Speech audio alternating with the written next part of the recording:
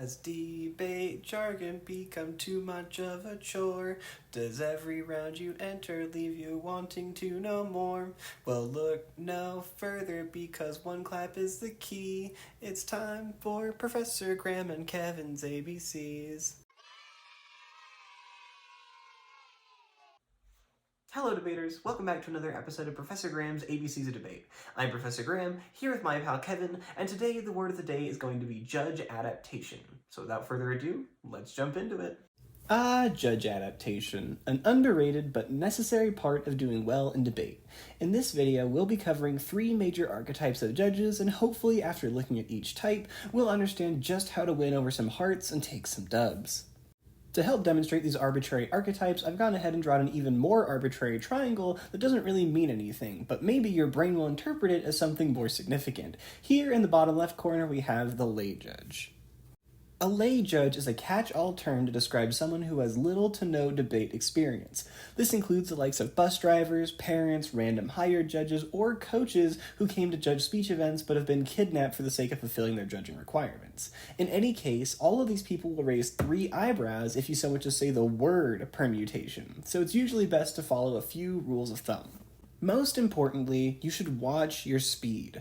There are rounds to go fast, but I promise the grandma in the back of the room will not be able to keep up with your 16 answers to the economy DA. That being said, you shouldn't be deterred from quote-unquote debating your best. Typically, if you want them to understand every word you say, realistically you should be speaking at the rate a sloth moves. But sometimes the perception of you speaking confidently, competently, and even a little quicker is incredibly powerful for these kinds of judges.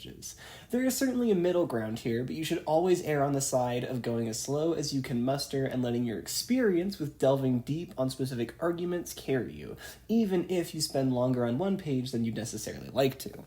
The second major point to mention with lay judges is that they generally don't understand debate lingo. In fact, there's quite an irony in making this series because even some of y'all are just now hearing and learning about these words for the first time, but you've probably been engaged in this activity for a while.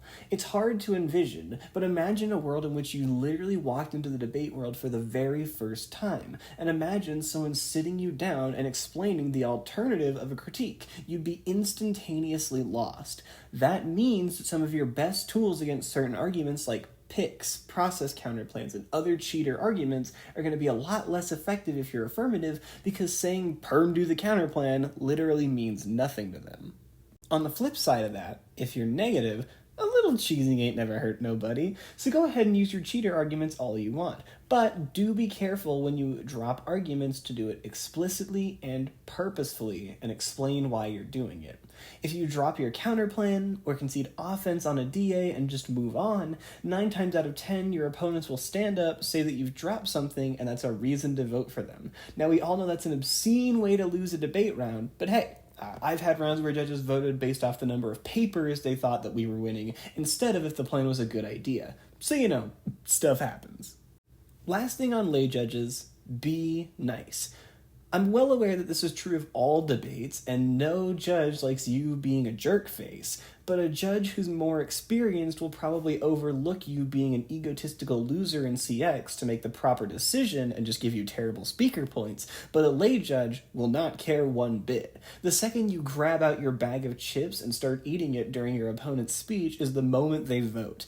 Be very careful with the way you behave in front of them because this is a performance activity, and the lay judges will not be afraid to remind you of that.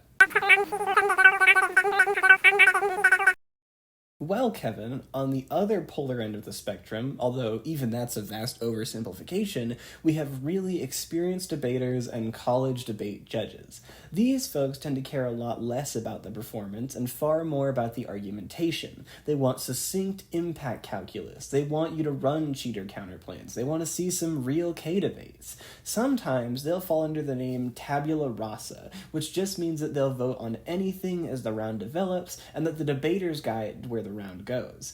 That being said, even within this category, there's a vast number of subsets.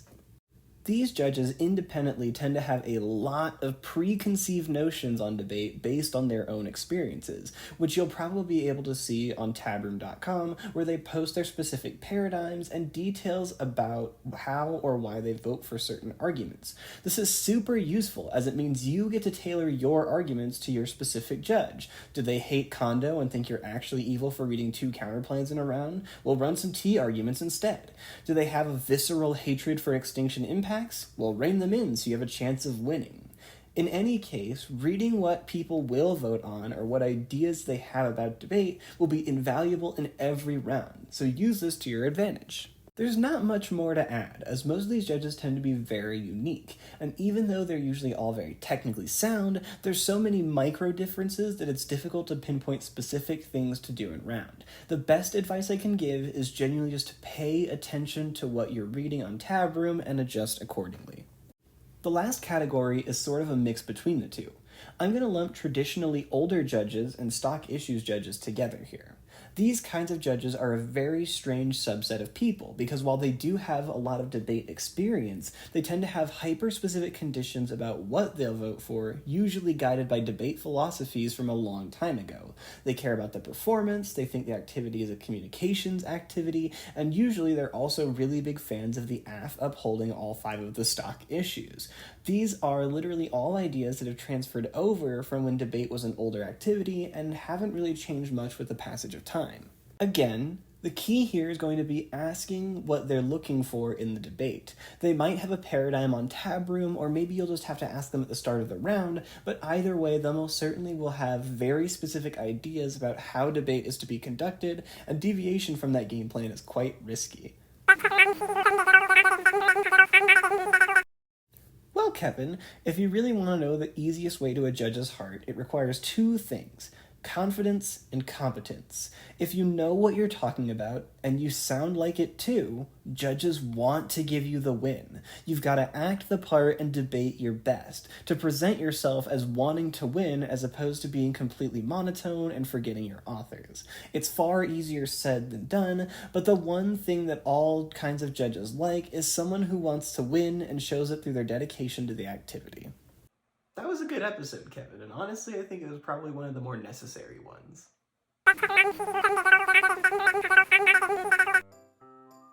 Ever? I hardly know her, dude. Hey, thanks again for watching today's episode of Professor Graham's ABCs of Debate. As always, I'm Professor Graham, and that's my pal Kevin. Yeah, if you ever need any help with debate stuff at all, my email should be right up here. Just make sure you CC your coach. I'll get back to you as soon as I possibly can with any debate tips that you might need. I'll drop that knowledge on you. Bam. Thanks for watching. It's been a pleasure. See y'all later.